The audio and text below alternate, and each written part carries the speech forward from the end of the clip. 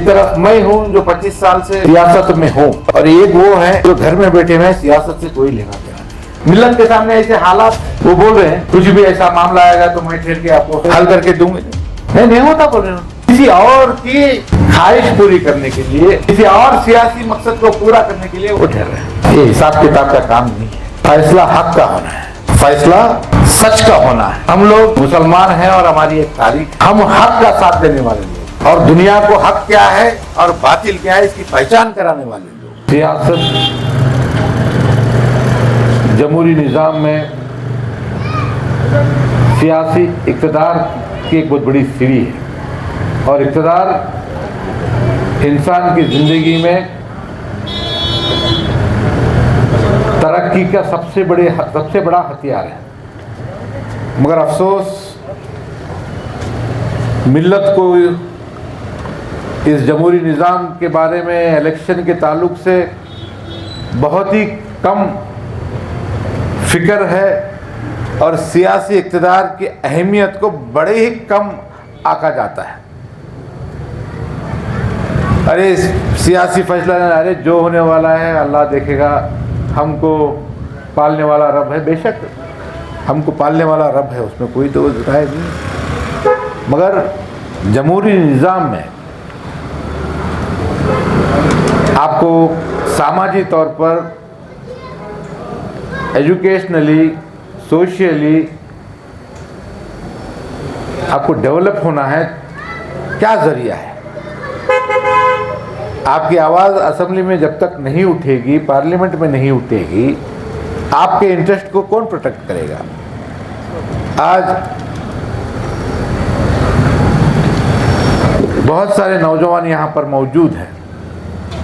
मैं उनके सामने सिर्फ इतना ही कहना चाहता हूँ कि ये इलेक्शन में जो आपका फ़ैसला होता है, ये फ़ैसला किसी के कहने पर, किसी के रिकमेंडेशन पर, या थोड़े से पैसे लेकर कोई आपके घर पे आया, कोई आपको रिक्वेस्ट करके चला गया, इसलिए अगर आप फ़ैसला लेते हैं तो कहीं ना कहीं आपको जो वोट का अधिकार दिया गया, आपको जो वोट का पावर दिया गया, कहीं ना कहीं आप उस वोट के पावर के साथ नाइंसाफ़ी कर रहे हैं, पावर का हक अदा नहीं कर रहे हैं। उसकी वजह यह है कि हिंदुस्तान के 70 साल की आज़ादी के बाद आज बहुत से ऐसे रिपोर्ट्स हैं, Sachar committee report, Ranganath Mishra committee report, हज़ारों रिपोर्ट्स हैं जहां पर यह साफ तौर पर बताया गया कि मुसलमानों की हालत दलित भाइयों से भी बदतर है। ये वो कौम जो हिंदुस्तान में हुकूमत किया करती थी, हुकूमत 800 साल हुकूमत की है, मुसलमान किए हैं ना 800 साल हुकूमत हिंदुस्तान में। इन 70 सालों में हमारी हालत दलितों से भी बदतर हुई है। क्या वजह है? उसकी सबसे बड़ी वजह अगर कोई है तो वो ये है कि मुसलमान अपनी वोट की अहमियत को, सियासी इक़्तिदार को, अपने नुमाइंदे कौन होना चाहिए उसकी अहमियत को बड़ी कम आके हैं। इसीलिए आज मुसलमानों की हालत ये हुई है। मैं आपके बीच में सिर्फ इतने कहने के लिए आया हूँ, कई सालों से मैं समझता हूँ, 25 साल से सियासत में हूँ, और 10 साल 2 इलेक्शन लड़ चुका हूँ, आपके बीच में हूँ। हर मामले में जब भी महसूस होता है कि यहाँ पर आवाज़ उठाने की ज़रूरत है, यहाँ से बात करने की ज़रूरत है, तो अल्हम्दुलिल्लाह मुझे ये लगता है कि आपके भाई ने कभी आपको नाराज़ नहीं किया है।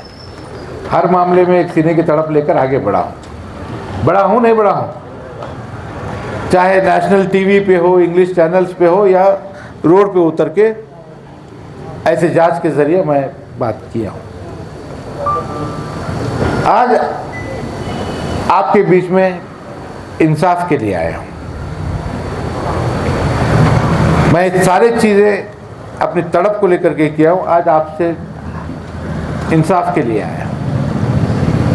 एक तरफ मैं हूँ जिसको आपने 2 इलेक्शन में शिकस्त दी है, और एक तरफ वो है जो जिनको आपने ओढ़ दिया है। एक तरफ मैं हूँ जो 25 साल से सियासी ज़िंदगी में हूँ, सियासत में हूँ, और एक वो हैं जो घर में बैठे हुए हैं, सियासत से कोई लेना देना नहीं। आज आपको फैसला करना है। भारतीय जनता पार्टी, ये फासिस्ट ताकतें जिस तरीके से मुसलमानों पर, दलितों पर, इस सेकुलर फैब्रिक पर, इस मुल्क के सेकुलर फैब्रिक पर हमले कर रहे हैं, आए 15 दिन 10 दिन के अंदर एक ऐसा इशू आ रहा है जहां पर मुसलमानों को टारगेट किया जा रहा है। हो रहा है, नहीं हो रहा है? अब कुछ ही दिनों पहले 4% रिजर्वेशन की बात, 4% रिजर्वेशन कर्नाटक में निकाला गया। किसने निकाला? बीजेपी। कोई उसकी एक्सप्लेनेशन नहीं, क्यों निकाला गया, क्या है। सुबह सुबह आ गए, प्रेस मीट कर दिए, खत्म। कोई रिपोर्ट नहीं मंगाई गई बैकवर्ड क्लास कमीशन से। और आप कोई कहे, मालूम होना चाहिए, आपकी मालूमात मैं समझता हूं कि है, पूरे हिंदुस्तान में 4% रिजर्वेशन अगर किसी रियासत में था तो वो सिर्फ और सिर्फ कर्नाटका में था।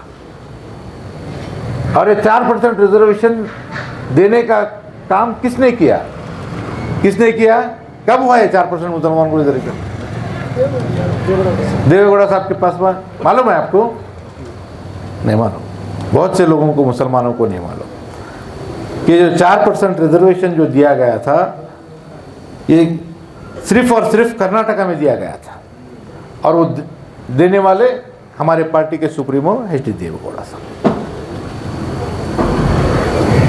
इन 5 सालों में बहुत से ऐसे दीगर मामला आए हैं जहां पर मुसलमानों को कमजोर साबित करने की कोशिश की गई है। मुसलमानों के सीनों में खौफ डाला जाने की कोशिश की गई है। मुसलमानों को एहसास से कमतरी में मुब्तला करने की कोशिश की जा रही है। हमारे बच्चियों के लिबास तक पहुंच गए, हमारी मस्जिदों के अजान तक पहुंच गए, दरवाजे तक पहुंच गए। गुलबर्गा, जहां पर एक मिल्ली क़यादत का हम लोग अपनी तारीख को याद करके बड़े फ़ख्र के साथ कहते हैं कि ये वो शहर है जहां पर एक मिल्ली क़यादत होती है। हमारी मरकज़ी मस्जिदों पे कोई स्वामी आकर के ये कहता है कि मैं हनुमान चालीसा लगाऊंगा, मैं माइक निकालूंगा। ईद आपको मनाने के लिए डर का माहौल है। छोटा एक पुलिस के एक कांस्टेबल भी अगर बाहर निकल रहा है आपके मोहल्लों में, बड़े से बड़े ताजिर को, बड़े से बड़े साहूकार को एक डर। अलग का मामला आपके सामने है। हजरत लाले मशाक अंसारी रहमतुल्लाह अलैह की दरगाह 165 लोग जेल गए। मालूम है ना आपको जेल गए? तो मैं कहना सिर्फ इतना चाहता हूँ, आज मिल्लत के सामने इन फासिस्ट ताकतें मुसलसल तौर पर हमला कर रहे हैं, हिंदू मुस्लिम इत्तेहाद को तोड़ने की कोशिश कर रहे हैं। ऐसे अहम मरहले में मिल्लत का क्या फैसला होना चाहिए? 25 साल से मैं हूँ, एक्टिव पॉलिटिक्स में हूँ, ज़िले के लेवल पर, स्टेट लेवल पर, हर मिली मामले में आपकी आवाज़ बनकर, या सोशल मीडिया में हो, नेशनल चैनल्स में हो, बात कर रहा हूँ। और एक तरफ वो हैं जो दोनों बार उन्होंने कहा कि मैं इलेक्शन नहीं लड़ना चाहती। मालूम है ना, लास्ट टाइम भी बोले मैं नहीं ठहरते, बोले जगह को जाके तैयार करें। इस बार भी उन्होंने बोले मैं नहीं ठहरती, मेरे हाथ से नहीं होता। आप टिकट जो है वो हमारे, उनका बच्चे का नाम है ना जी, नहीं उनको दे दो, उनको नहीं आता तो अहमरुल इस्लाम को दे दो, जिसको भी दो, बेटे कुछ जो बोलने का ज़्यादा उनकी, ये आप लोगों के इल्म में है। है ना? मैं कोई चीज़ ऐसी नहीं बोल रहा जो आपके इल्म में नहीं है, सब लोगों के इल्म में है। आज फैसला आपको करना है। एक शख्स जिसको आपने मौका नहीं दिया है, जो एक लहरों के खिलाफ अपनी ताकत से ज़्यादा एक टीम को लेकर के इन समुद्र के लहरों के खिलाफ तीर रहा है, कभी शिकस्त नहीं मान रहा अभी भी। और एक तरफ वो हैं जिनको सियासी कोई इंटरेस्ट ही नहीं है, उसके बावजूद वोट डाल रहे हैं। मिल्लत के सामने ऐसे हालात हैं, वो बोल रहे हैं कुछ भी ऐसा मामला आएगा तो मैं ठहर के आपको हल करके दूंगी। नहीं होता बोल रहे हैं। किसी और की ख्वाहिश पूरी करने के लिए, किसी और सियासी मकसद को पूरा करने के लिए वो ठहर रहे हैं। आपके बीच में इतना ही है, आपके लिए लड़ने वाला चाहिए या किसी के सियासी मजबूरी के तहत तस्कीन देने के लिए वोट डालना, ये मैं आपसे पूछने आया हूँ। वोट का हक जो आपको मिला है, उसका इस्तेमाल किसके तायद में करना मुनासिब है? जो आपके लिए लड़ रहा है उसके लिए वोट डालना है, जो सियासत में है, सियासत समझता है, सियासत बोलता है, डिस्ट्रिक्ट एडमिनिस्ट्रेशन से गरीबों के लिए लड़ने की जुर्रत रखता है, मिल्लत की आवाज़ हिंदुस्तान के सतह पर नेशनल चैनल्स में उठाता है, उसको वोट देना चाहिए या उसको वोट देना है जो कहते हैं कि मुझे इलेक्शन नहीं ठहरना है, 5 साल में इन मामला में मैं कुछ नहीं कर सकी, उसके बावजूद आप वोट डालते हैं? तो गुनहगार कौन होंगे? कौन होंगे गुनहगार? जो वोट डालते हैं कमजोर क़यादत को, वो गुनहगार।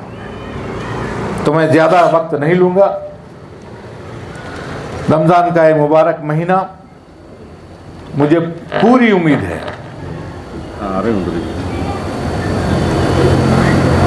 ईमान का दर्जा बुलंद होता है रोज़े की हालत में, ज़िक्र व अस्कार के हालत में, नमाज के हालत में आपका ईमान का दर्जा बुलंद होता है। और आप अपने सीने में जो ईमान है उसको टटोलिए। हम लोग मुसलमान हैं और हमारी एक तारीख है, हम हक का साथ देने वाले लोग हैं और दुनिया को हक क्या है और बातिल क्या है इसकी पहचान कराने वाले लोग। आज इस सियासत को, इस इलेक्शन को लोग पेपर पर लेके बैठे हुए हैं, हिसाब किताब करते, तिजारत कर रहे हैं, मुनाफा और नुकसान कैलकुलेशन क्या कर रहे हैं? इतने वोट इनके, इतने वोट इनके, इतने वोट इनके, क्या होता है? इनको डाले तो जीतते हैं कि इतने डाले तो जीतते हैं कि। ये हिसाब किताब का काम नहीं है। फैसला हक का होना है, फैसला सच का होना है, हक का होना है, सच का होना है। कोई गरीब को अगर अमीर मार दिया और फैसले के लिए आए, अगर फैसला आप करते बैठे हुए तो आप क्या सोचेंगे? गरीब को अगर मैं साथ दूंगा, फैसला करूंगा तो कोई काम का नहीं, अमीर काम आता, बल्कि अमीर के तहत फैसला कर सकता क्या मुसलमान? कर सकता क्या? हक का फैसला करना। अमीर गलत है तो तू गलत, गरीब सही है तो तू सही। मैं आपसे पूछता हूं, एक गैर मुसलमान और मुसलमान का अगर कोई अगर डिफरेंस आता है, कोई अगर डिस्प्यूट आता है, अगर आपके पास, मुसलमान के पास फैसला करने के लिए आता है तो क्या फैसला करता है? वो क्या फैसला करता है? जो हक का है वही करेगा ना। ऐसे हज़ारों वाक़ये हैं जो आप सल्लल्लाहु अलैहि वसल्लम के दौर से जो है खुलफाए राशिदीन के दौर में भी हुए हैं। और अल्हम्दुलिल्लाह हमें फ़ख्र इस बात की है कि मुसलमानों ने जब भी फैसला किया है मजहब को नहीं देखा है, हक को देख के फैसला किया है। हम वो तारीफ करते हैं। आज ईमान का दर्जा आपका बुलंद है, आपको फैसला हक का करना है। कौन जीतेगा कौन हारेगा, जीत हो सकती क्या, बोलो? अगर ऐसा होता तो मैं समझता हूं कि इस्लाम 2/3 दुनिया पर फतेह नहीं करती, रोम और फारिस जैसे सुपर पावर के खिलाफ भी फतेह नहीं कर सकती। ये हक है। तो मेरे भाइयों से, आपसे मैं इतना ही दरखास्त करने आया हूं कि इंसाफ कीजिए, मिल्लत के साथ भी इंसाफ कीजिए, जो मुसलसल एहसास कमतरी में मुब्तला हो रही है। और आपका भाई हूं मैं, मेरे साथ भी इंसाफ कीजिए। शुक्रिया, सलाम।